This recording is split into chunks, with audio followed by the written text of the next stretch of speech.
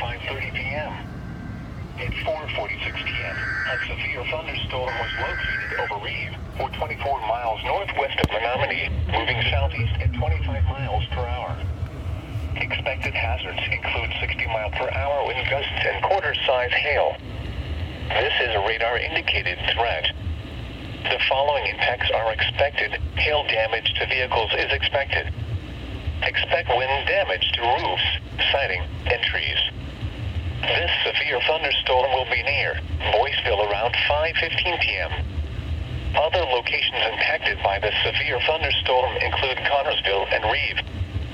For your protection, move to an interior room on the lowest floor of a building.